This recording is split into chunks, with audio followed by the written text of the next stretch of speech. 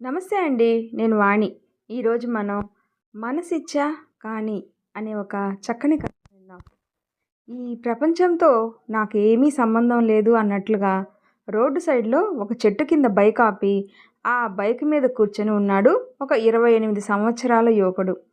చూడగానే చూపరులని ఆకట్టుకునే మోము, చురుకైన కళ్ళు, తీక్షణమైన చూపు, తన మోముకి మీసాలే అందమా అని అనిపించేలా ఉన్న చక్కని మీసకట్టు, పట్టుకుంటే మాసిపోయే రంగు, 5 అడుగుల 11 అంగుళాల ఎత్తుకు తగ్గ శరీర ఆకృతితో, మెడలో ఏదో కార్పొరేట్ కంపెనీలో పనిచేస్తున్నట్లు గుర్తుగా మెడలో వేలాడుతున్న ఐడి కార్డుతో, బ్లాక్ ఫార్మల్ ప్యాంటు, వైట్ షర్ట్లో ఎంతో టీవీగా ఉన్న అతను ఈ లోకంతో సంబంధమే లేకుండా ఏదో ఆలోచనలో మునిగిపోయాడు. ఇంతలో అతనిని వెతుకుతూ అక్కడికి వచ్చిన తన ఫ్రెండు సంపత్ దీర్ఘంగా ఆలోచిస్తున్న అతని భుజం మీద చేయి వేసి, ఒరేయ్ ఉదయ్ అని పిలిచాడు. పేరు పెట్టి పిలిచినా పలకలేదు. ఎన్నిసార్లు పిలిచినా పలకకుండా ఉండేసరికి భుజాన్ని పట్టుకొని ఊపి, ఒరేయ్ ఉదయ్, ఏం ఆలోచిస్తున్నావురా? ఇక్కడ కూర్చొని ఎంత పిలిచినా పలకటమే లేదు. అసలు అయినా నన్ను ఎందుకు రమ్మన్నావు? సంపత్ అంతలా పిలిచేసరికి ఈ లోకంలోకి వచ్చి ఎదురుగా ఉన్న సంపత్తును చూసి, ఒరేయ్, ఇప్పటి వరకు ఎక్కడ చచ్చావురా? నిన్ను ఎప్పుడు రమ్మన్నాను? నువ్వు ఎప్పుడు వచ్చావు? ఇంతసేపు ఎక్కడ తగలడ్డావు? బాబు ఉదయ్ గారు, మీరంటే కంపెనీలో మేనేజర్ పోస్ట్లో ఉన్నారు కాబట్టి మీ మనసుకి ఎప్పుడు బయటికి వెళ్ళాలి అని అనిపిస్తే మీరు అప్పుడు వెళ్ళిపోతారు. కానీ నేను అలా కాదు కదా. నేను కేవలం ఒక టీం మెంబర్ని. నాకు నీకులాగా ఎప్పుడంటే అప్పుడు బయటకు వచ్చే అవకాశమే లేదు. కానీ నాయనా, నన్ను ఇక్కడికి ఎందుకు రమ్మన్నావు నువ్వు? ఏమో ఏదో దీర్ఘంగా ఆలోచిస్తున్నావు. ఏమిటి మేటర్ చెప్పు. అది అది ఏమిటంటే, సంపత్ కోపంగా, అది ఏమిట్రా? చెప్పేదేదో సరిగ్గా చెప్పు. నాకు అవతల చాలా పనులున్నాయి. రేపు అసలే శ్రావణ శుక్రవారం. మీ చెల్లిని షాపింగ్కి తీసుకుని వెళ్ళాలి.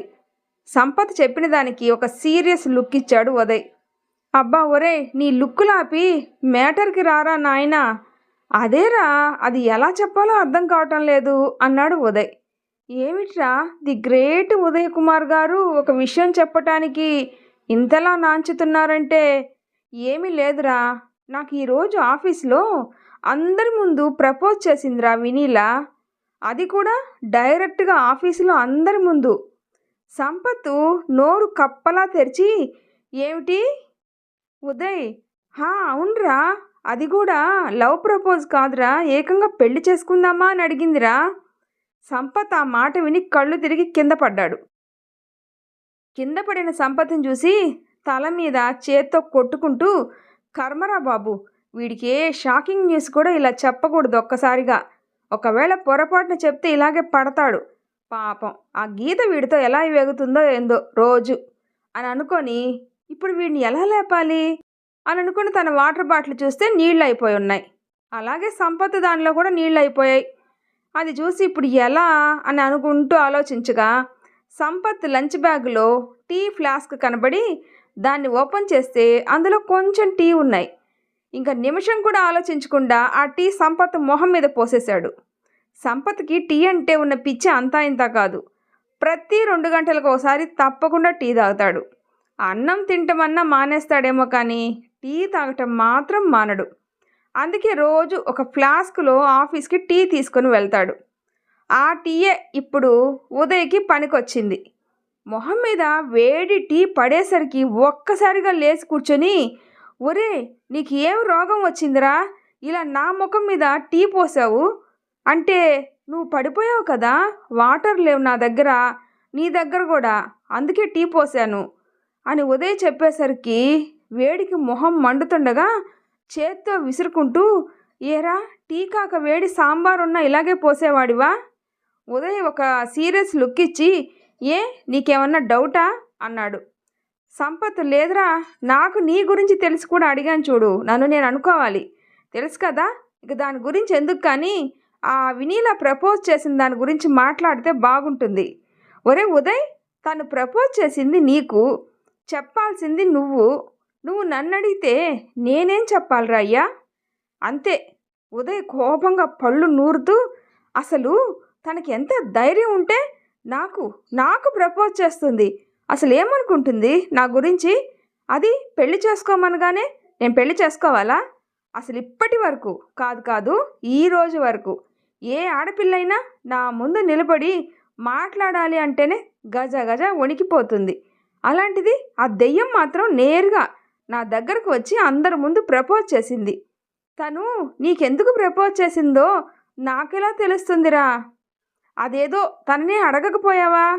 అయినా ఆ అమ్మాయికి నీ గురించి తెలియదనుకుంటా పాపం. పోయి నీకే ప్రపోజల్ పెట్టింది అని అనుకున్నాడు మనసులో, బయటకు అనే ధైర్యం లేక.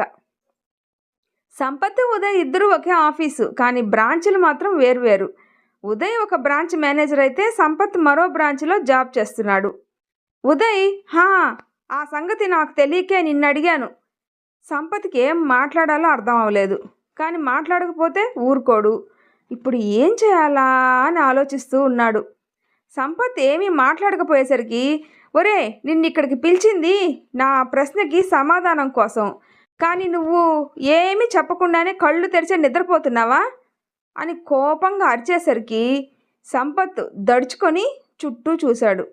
ఎవరైనా ఇప్పుడు వీడి అరుపులు వింటే పరువు పోతుంది అని అనుకొని, ఎవరు చూడకపోయేసరికి అమ్మయ్య అని అనుకొని, మాట్లాడకపోతే ఊరుకోడు అని అర్థమయ్యి, ఇంతకీ ఆ వినీలా ఎలా ఉంటుందిరా?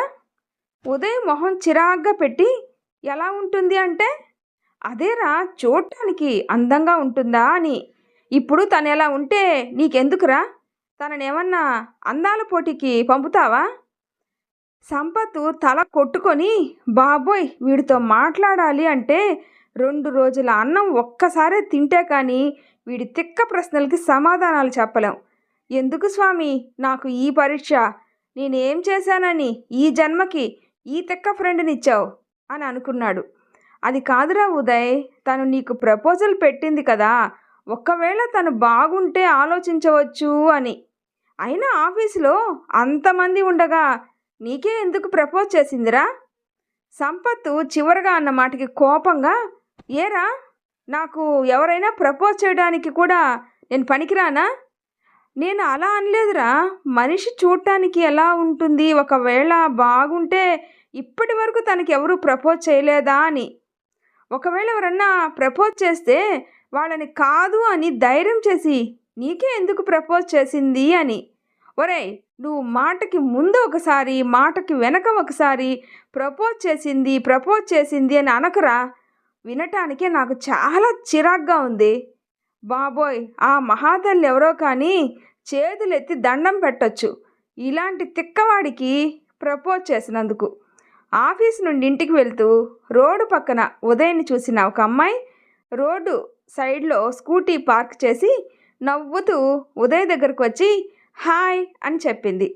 హాయ్ చెప్పిన అమ్మాయిని చూసి ఎవరా అన్నట్టు సంపత్ చూస్తుంటే, అబ్బా, ఈ దెయ్యం ఏమిటి ఇక్కడికి వచ్చింది అన్నట్లు ఉదయ్ చూశాడు. ఆ అమ్మాయి, హాయ్ ఉదయ్, ఏమిటి ఇక్కడున్నారు? మీ ఫ్లాట్కి వెళ్ళలేదా ఇంకా? అది సరే కానీ నేను అడిగిన విషయం ఏం చేశారు? సంపత్ అయోమయంగా ఆ అమ్మాయిని చూస్తూ ఉన్నాడు. ఈ అమ్మాయి ఏమిటి ఇంత నార్మల్గా మాట్లాడుతుంది? వాడితో అసలు ఈ అమ్మాయిలో కొంచెం కూడా భయం, బెదురు కనపడటమే లేదు.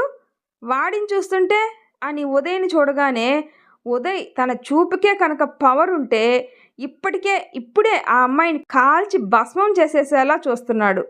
కానీ ఆ అమ్మాయి మాత్రం అస్సలు నదురు బెదురు లేకుండా, మొహం మీద చిరునవ్వు చెరగనీయకుండా తను అడిగిన దానికి సమాధానం కోసం ఎదురు చూస్తూ ఉంది. ఇంతలో ఉదయ్ గొంతు కోపం వలన కంగుమని మోగినట్లు వచ్చింది మాట. హే, పిచ్చి పిచ్చిగా ఉందా? అసలు ఏమనుకుంటున్నావు నా గురించి? నీకు ఎంత ధైర్యం ఉంటే అందరి ముందు నాకు పెళ్ళి ప్రపోజ్ చేస్తావా? నువ్వు ప్రపోజ్ చేయగానే, ఓ, ఒక అమ్మాయి వచ్చి నాకు ప్రపోజ్ చేసింది అని ఆనందంగా డ్యాన్స్ వేసి ఎగురుకుంటూ వచ్చి నీకు ఓకే చెప్పాలా? ఎలా కనపడుతున్నాను నీకు? మాట్లాడవే. ఇన్ని అడుగుతున్నా అలా బెల్లం కొట్టిన రాయిలాగా నిలబడి చూస్తున్నావు. అయినా ఈ రోడ్ ఏమన్నా నీ బాబు సొమ్మా? ఇక్కడ మేము ఆగకూడదా? ఓ వచ్చి ఇక్కడున్నారేమిటి అంట. పైగా చెప్పిన విషయం ఏమైంది అంట. అసలు ఎన్ని యుగాలైంది ఏమిటి నువ్వు ప్రపోజ్ చేసి? పొద్దున్నేగా అడిగావు, సాయంత్రం ఏం ఆలోచించావు అని అడుగుతున్నావు. అయినా నీకు ఈ లోకంలో నేను తప్ప ఏ అబ్బాయి కనపడలేదా? లేక లోకం ఏమన్నా గొడ్డుపోయిందా అబ్బాయిలు లేక అని ఆ అమ్మాయికి పాపం మాట్లాడటానికి అవకాశం కూడా ఇవ్వకుండా చెడామడా తిడుతూనే ఉన్నాడు. ఉదయ్ తిట్టే తిట్లకి ఒక పక్క ఏడుపు వస్తుంది, కానీ ఏడుపును ఆపుకొని బింకంగా అలాగే నిలబడి ఉదయ్ తిట్టే తిట్లను వింటూ ఉంది. ఆ అమ్మాయిని చూసి పాపం సంపత్కి జాలి అనిపించి గట్టిగా, ఒరేయ్ ఉదయ్, ఇంక ఆపుతావా? నీకు కోపం వస్తే ముందు వెనక చూసుకోవా? నువ్వు ఇలా ఉన్నావు కాబట్టే ఏ అమ్మాయి కూడా నీ దరిదాపుల్లోకే రావటం లేదు. ఉదయ్ కోపంగా, ఎవరు రమ్మన్నారు నా దరిదాపుల్లోకి? నేనేమన్నా అడిగానా రమ్మని? ఈ మహాతల్లి వల్లనే ప్రశాంతంగా ఉన్న నాకు ఇలా పిచ్చి పట్టేలా అయింది. నేను నీకు ఇందాక చెప్పానే, ఒక అమ్మాయి పెళ్లి చేసుకోమని అడిగింది అని. ఈ అమ్మాయి ఆ వినీల.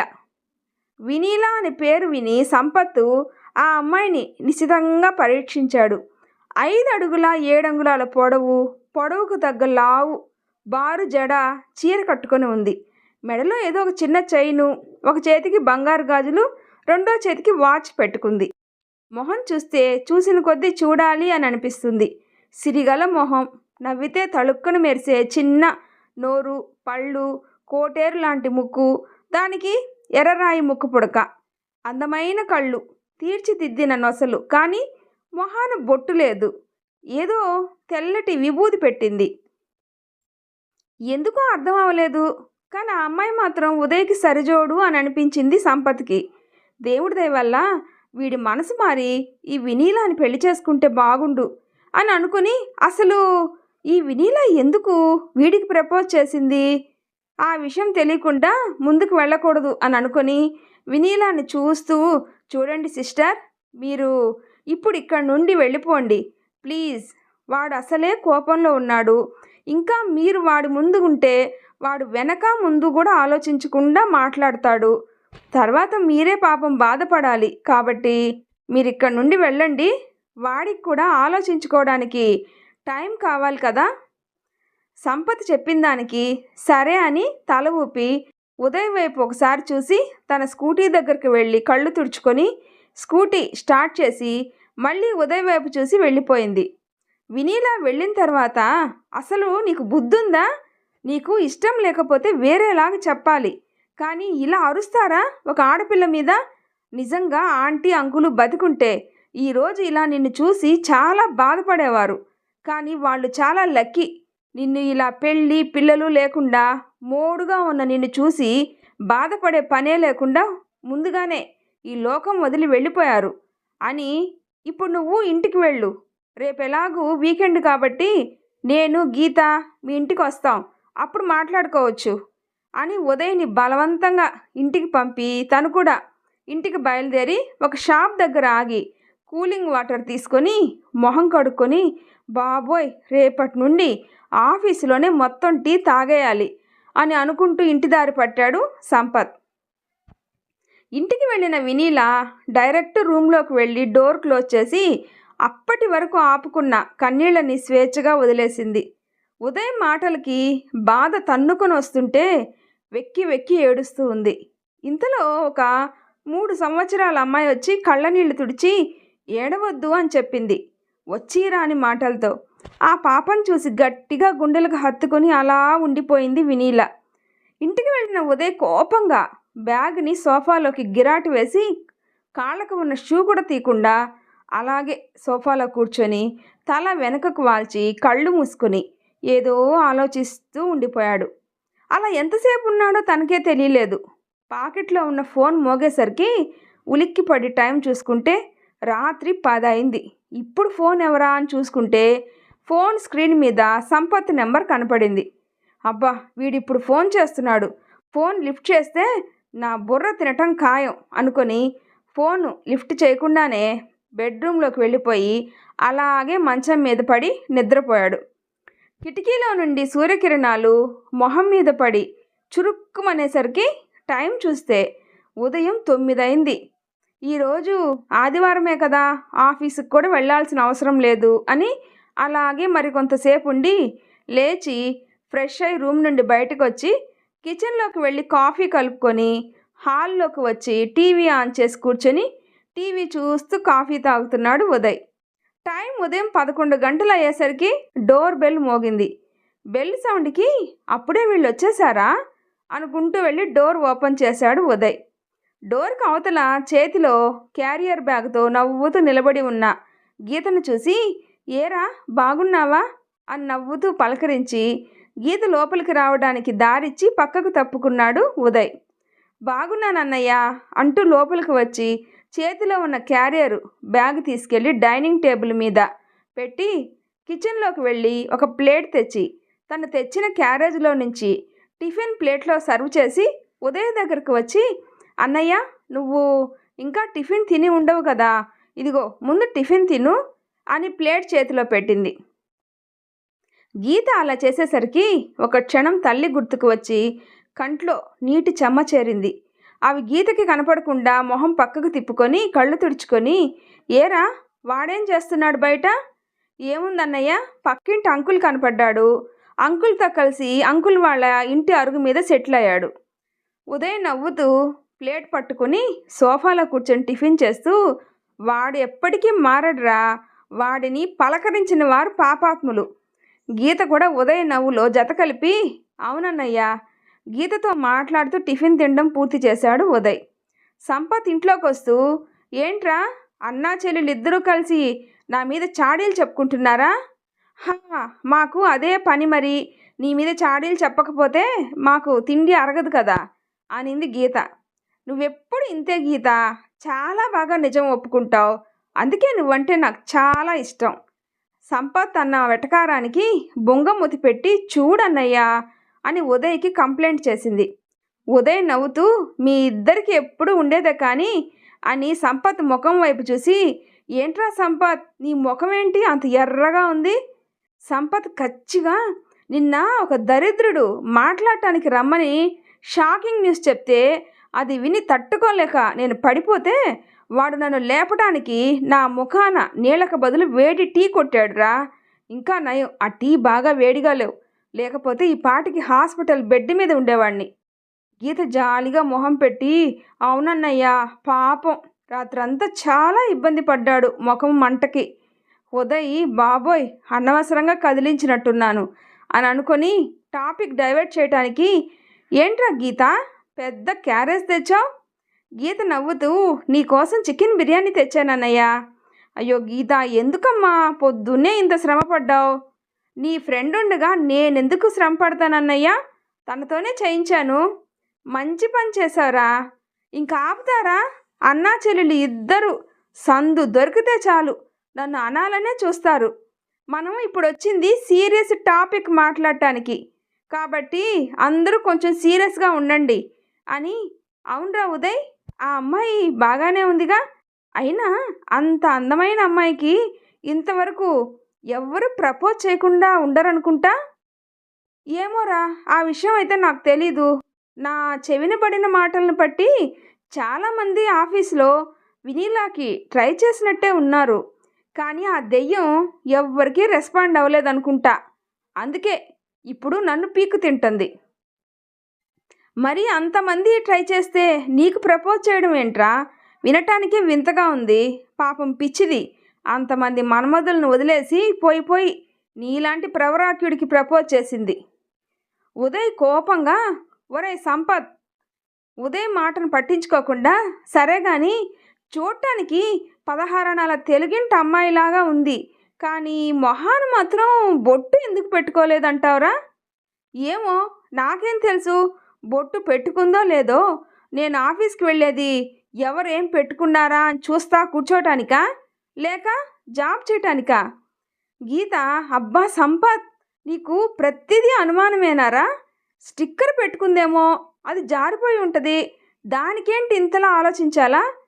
నువ్వు స్టిక్కర్ పెట్టుకుందేమో అంటున్నావు, కానీ స్టిక్కర్ పెట్టుకుంటే ఆ అమ్మాయి మొహాన బొట్టు పెట్టుకునే ప్లేస్లో విభూది ఎందుకు పెట్టుకుంటుంది? విభూది ఎవరు పెట్టుకుంటారో తెలుసు కదా, అదే నా డౌటు.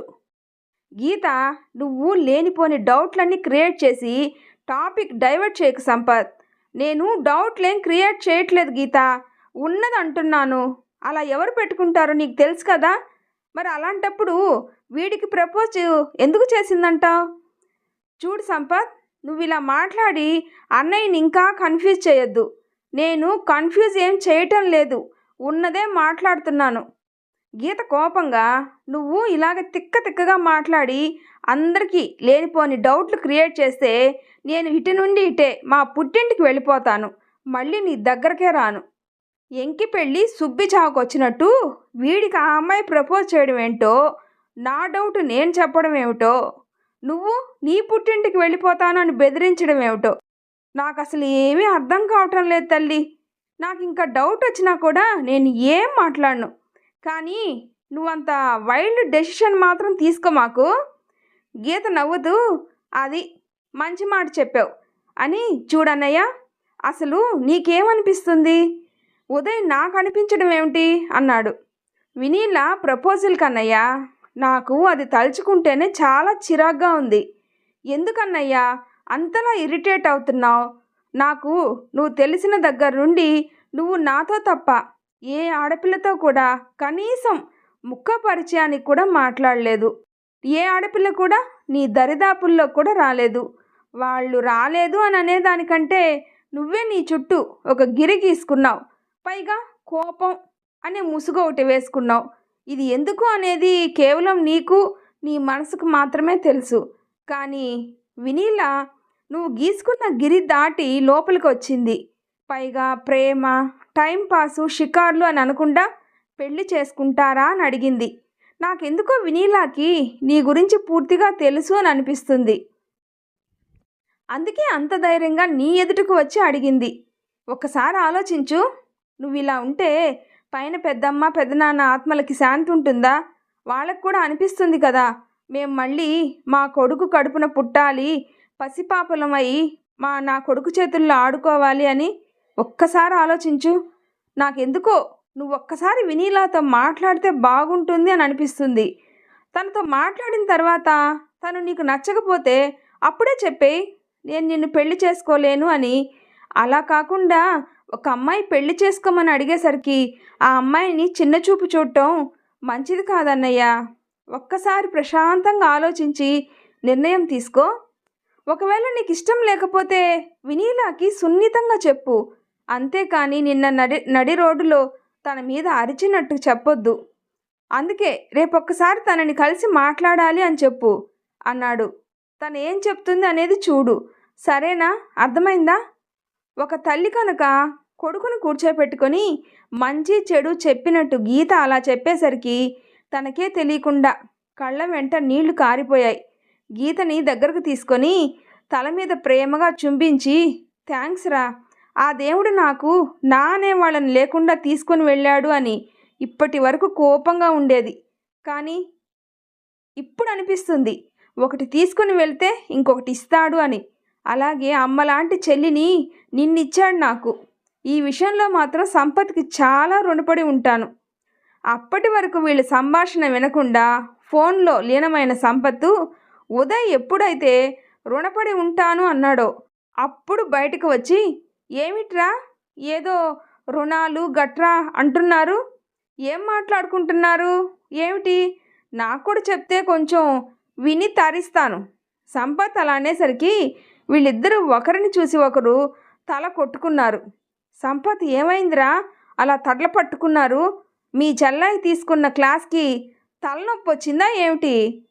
నీకు తలనొప్పి ఏమో కానీ నాకు కడుపులో ఎలుకలు పిల్లులు డిస్కో డ్యాన్స్ చేస్తున్నాయి. పైగా టేబుల్ మీద ఉన్న బిర్యానీ రమ్మని పిలుస్తుంది. ఇంకా మీ మాటలన్నీ అయిపోతే తిందాంరా అని చిన్న పిల్లోడిలాగా మొహం పెట్టాడు. సరే పద తిందాం అని అందరూ డైనింగ్ టేబుల్ దగ్గరకు నడిచారు. లంచ్ చేసి సాయంత్రం వరకు సరదాగా గడిపి సంపత్ వాళ్ళు బయలుదేరారు. గీత అన్నయ్య, నేను చెప్పింది ఒక్కసారి ఆలోచించు. అలాగే అని తల ఊపాడు ఉదయ్. మా మంచి అన్నయ్య అనింది గీత. వాళ్ళని అలా చూసి, మీ అన్నా చెల్లెళ్ళ రక్త సంబంధం ఎపిసోడ్ ముగిస్తే ఇంకా ఇంటికి వెళ్దామా అన్నాడు సంపత్. నీకు కుళ్ళురా, కుళ్ళు మా ఇద్దరిని చూస్తే అన్నాడు ఉదయ్. సరే, అలాగే అనుకోండి, పోయేదేముంది బాబోయ్ అని. గీత, నువ్వు తొందరగా నడువమ్మా, వీడి డైలాగులు వినలేకపోతున్నాను. సరే అని సంపత్ వాళ్ళు వెళ్ళిపోయారు. వాళ్ళు వెళ్ళిన తర్వాత డోర్ క్లోజ్ చేసి బెడ్రూమ్లోకి వచ్చిన ఉదయ్ గీత చెప్పిన దాని గురించే ఆలోచిస్తూ ఉన్నాడు. అలా చాలాసేపు ఆలోచించి ఒక నిర్ణయానికి వచ్చి లైట్ ఆఫ్ చేసి ప్రశాంతంగా పడుకున్నాడు. ఉదయ్ లేచి రెడీ అయ్యి ఆఫీస్కి వెళ్ళి కొంచెం సేపు వర్క్ చేసుకొని ఫ్యూన్ని పిలిచి నన్ను బ్రేక్ టైంలో కలవమని చెప్పు అని వినీలా దగ్గరకు పంపాడు. ఫ్యూన్ వెళ్ళి వినీలాకి విషయం చెప్పాడు. తర్వాత ఏం జరుగుతుందో నెక్స్ట్ పార్ట్లో తెలుసుకుందాం. ఈ స్టోరీ మీకు నచ్చినట్లయితే ప్లీజ్ లైక్ చేసి షేర్ చేయండి, సబ్స్క్రైబ్ చేసుకోండి. స్టోరీ ఎలా ఉందో తప్పకుండా కామెంట్ చేయండి. Thanks for listening.